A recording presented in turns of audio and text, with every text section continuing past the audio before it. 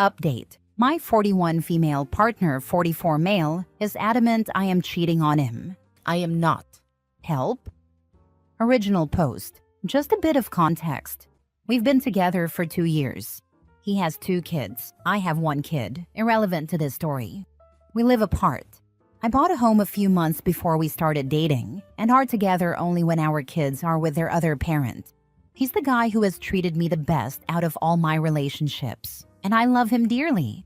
I'm a chronically anxious and stressed person, and he's absolutely my peace. But today he sucker punched me with this. He's absolutely convinced I'm cheating on him. The reason he suddenly started thinking this is because 2 days ago, I wanted to show him something on my phone.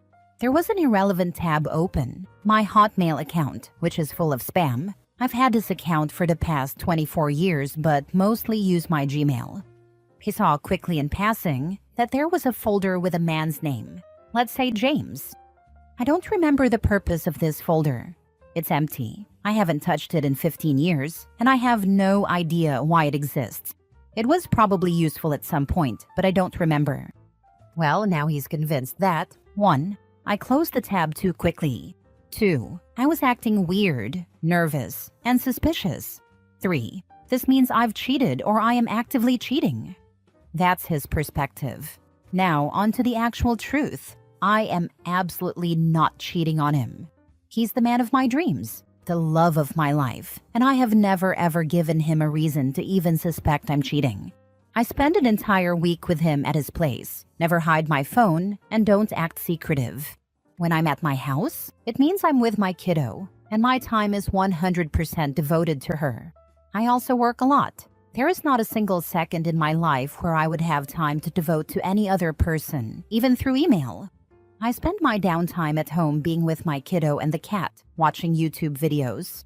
I send him a lot of pictures of me chilling with my cat as well, and we have constant communication. I'm very chatty through text.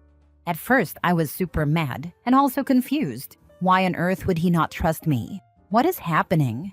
No matter what I say, he insists that I don't make any sense whatsoever, and he's just adding 1 plus 1, and to him, the answer is 2. I keep telling him that he's the one not making any sense. We've been going back and forth through text. He doesn't even want to speak over the phone or come over to talk about it. I've sent him numerous screenshots of my email, showing unopened emails that go back more than a year. I've sent screenshots of me typing the keyword James in the email and nothing comes up. I've shown him the completely empty sent folder, which to me is weird. I've sent numerous emails over the years. Why is it empty? I've even given him the login and password so he can look for himself. I've accumulated a lot of junk in that email over the many years I've had it, but I rarely use it now. It's just a receptacle for all my Amazon orders, my McDonald's app receipts, and various spam emails. I'm mad that he doesn't trust me. He says he needs time to think. I'm stuck in a loop of angry, confused, and sad. What's going on? Now for the top advice before reading the updates. Is this incredibly out of character for him, or has he always been a bit jealous and suspicious? Could he be the one cheating and projecting? This is wildly out of character. I am unsure if he would be projecting his own cheating. Anything is possible. But I'd hope not. I don't believe so. He's high libido, and we have sex daily. When we're together, which is every other week, except when one of us is sick. I give him everything he needs in that department, and in all the other departments as well. We take good care of each other, typically.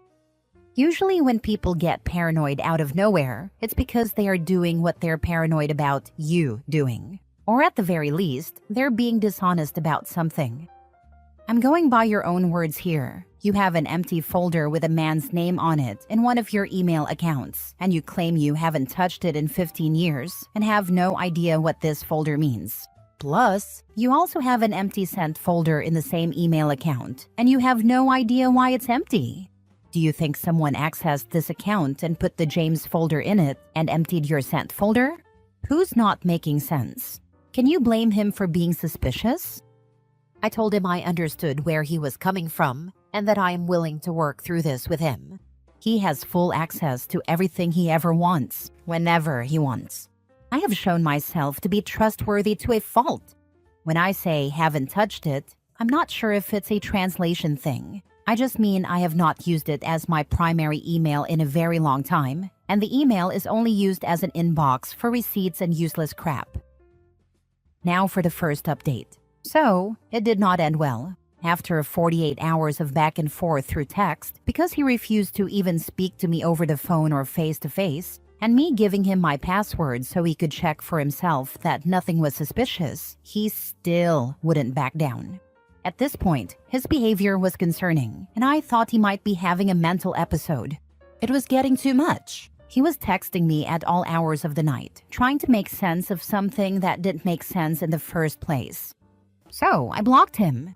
When he realized that, he sent me emails at my work email, asking me to check my Hotmail, which had nothing different in it. When I blocked his email, he decided to message my best friend, telling her, if I can't talk to her, I'll go through you instead. My friend has literally nothing to do with this whole thing. She never replied and is sticking with me because she's also seeing how crazy he's acting. So I thought that was that.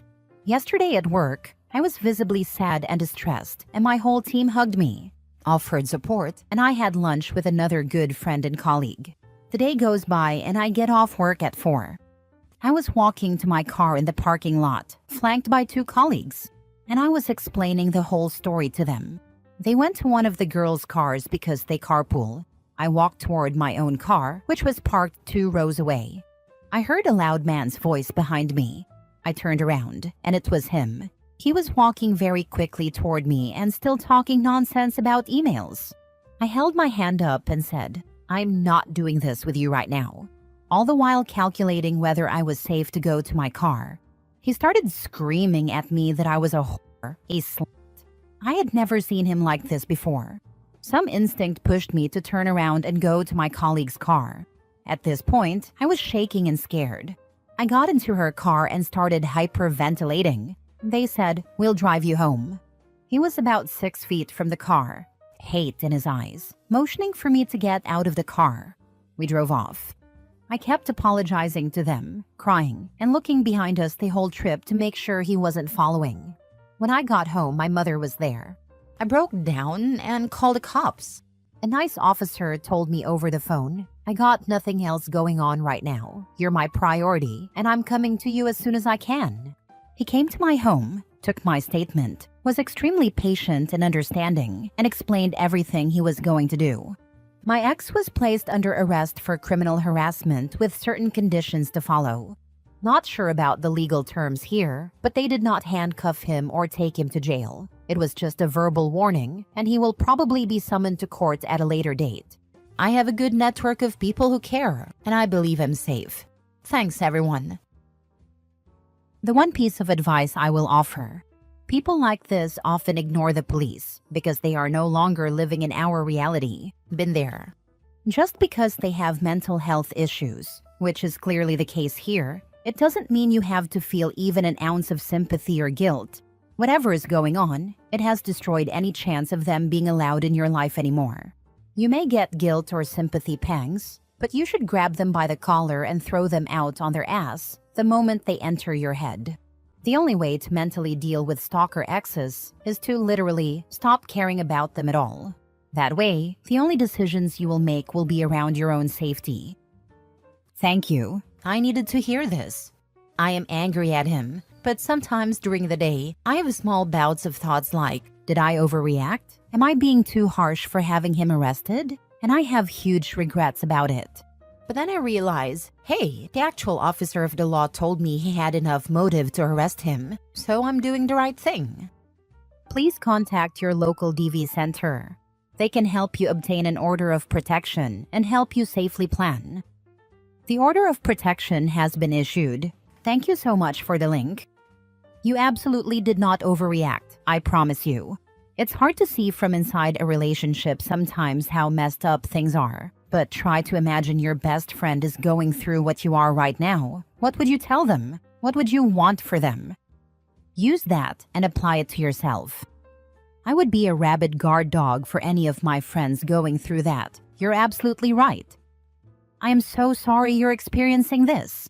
It's genuinely terrifying when your partner pivots like this and leaves you feeling unsafe and, dare I say, worried that they will physically harm or attack you. When we go through life, we generally expect to be safe at work, commuting, and at home. So it can be jarring to have someone pop that bubble with their unhinged behavior. I'm very glad you had your coworker there to drive you home and be a witness. I am equally glad that you called the police. But in the interim, do you have anyone you can stay with for a few days? Are you able to invest in some sort of home security system? Whatever is going on with your ex, it's clear that he's not mentally stable and is not afraid to escalate his behavior, even in public and even with witnesses. Please prioritize your well-being if resources allow. Maybe you can speak to the detective who took your statement and see if they'd be willing to have someone do some timed patrols of your area, just for peace of mind. I hope you will be okay. You did a brave thing in getting help and reporting him. I hope you will be supported and surrounded with care as you navigate the days ahead. Thank you for the kind words. They are definitely patrolling my area more. The officer told me that he was extremely calm and cooperative during his arrest. But knowing my ex, that's just a facade, and he's probably absolutely boiling with rage inside. I have some peace of mind knowing he cannot contact me, directly or indirectly, and cannot be at my home or place of employment. This is a small town, so there's a chance I might bump into him at the pharmacy or grocery store. But there's nothing I can do about that, and the officer just told me to ignore him and go to a different aisle or area in the store. It will take a very long time for me to get through this. I'm a slow healer, but time heals all wounds, does it not? Second update.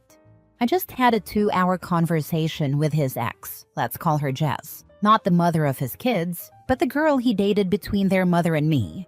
A very interesting conversation. She has lived through exactly the same situation as me, minus calling the cops.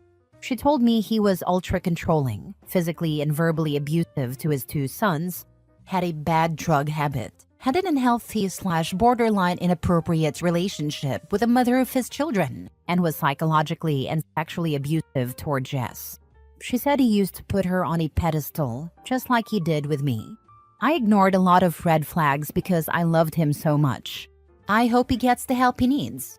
Edit. He's following me. Saw him twice today where he shouldn't have been. I documented that at the police station. They're super nice and understanding, thank God. Last story. Update. Boyfriend 28 male slammed on the brakes so hard that I flew into the locked seatbelt in response to me commenting on his driving. How to address? Original post. My boyfriend of 3.5 years and I were driving down a main road toward a red light. He was accelerating into the red light, so I said, "Why are you accelerating? It's red." In response to this comment, he slammed on the brakes so hard that the car screeched, and I was thrown forward. The locked seatbelt caught me. I was not injured by this, but it did scare me. Afterward, when I spoke to him about it, he said I made him really mad with my driving comment, especially since I had told him not to comment on my own driving the day before, and that we should agree not to comment on each other's driving. I don't think that's totally unreasonable, but I also don't think that his act of slamming on the brakes was appropriate. I am concerned that he thinks it was appropriate. How do I address this with him? Now for the top advice before reading the update. Dating is an audition for the rest of your life. You're not locked in here. He proved that his immediate and thoughtless reaction when he's angry with you is to punish you. And who cares if you get hurt? Take this information and use it wisely. And if your car got rear-ended because of his actions, it's your problem, not his. His immediate response to a criticism from you was to physically punish you. He did it deliberately and would do it again. He doesn't see that there's anything wrong with his reaction. Think long and hard about if this is the sort of relationship you want to be in, because you can't change him. He would rather put your life at risk than be wrong. I dated a guy who did stuff like this. If he was angry, he would drive too fast, take curves too tight, slam on the brakes, etc. It was a manual, so it was really easy to jerk around. He did it because he wanted to hurt me and scare me. It became pretty emblematic of how he handled his anger and frustration. He was emotionally immature and never got better. I married and had a child with a guy like this. After 5 years of worsening abuse, I managed to get out, but still had to co-parent with him and watch him slowly get more abusive with our son, until X put his hands around son's neck when he was 16 and the courts finally stopped making him spend time there. OP, please find a better man. Now for the first update. Thanks to everyone for your comments. I don't think I can respond to all at this stage, but I'll try and answer some of the questions here. The car is my car. I own it, but let him drive it. I usually push back on letting him drive it at all when I am with him, because I think he doesn't treat the car as well as I would like. The comments from him on my driving are about me driving too slowly or hesitating.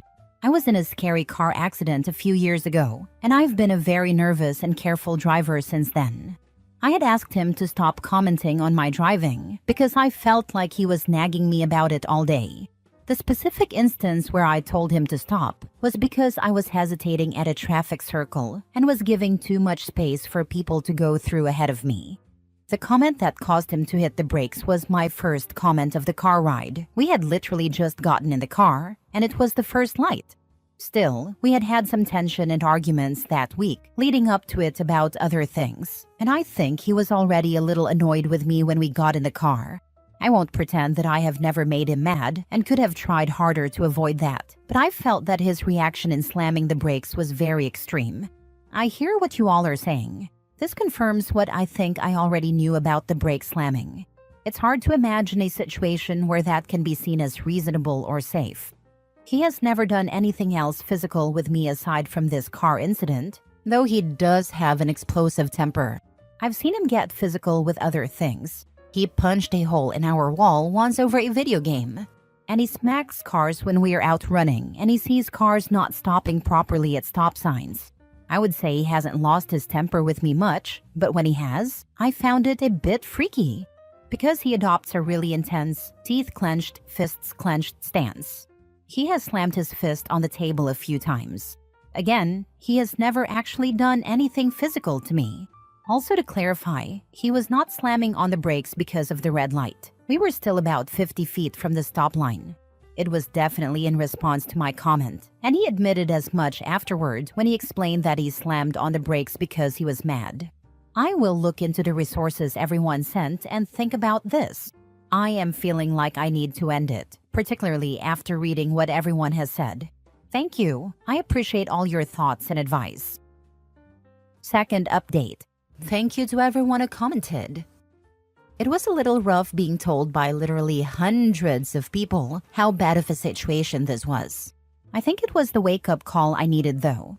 I was having a really hard time seeing the situation clearly. I knew his behavior was wrong, but I didn't have the language for what I was experiencing and didn't know what to do. Since this post, I filled in some friends and relatives on the situation.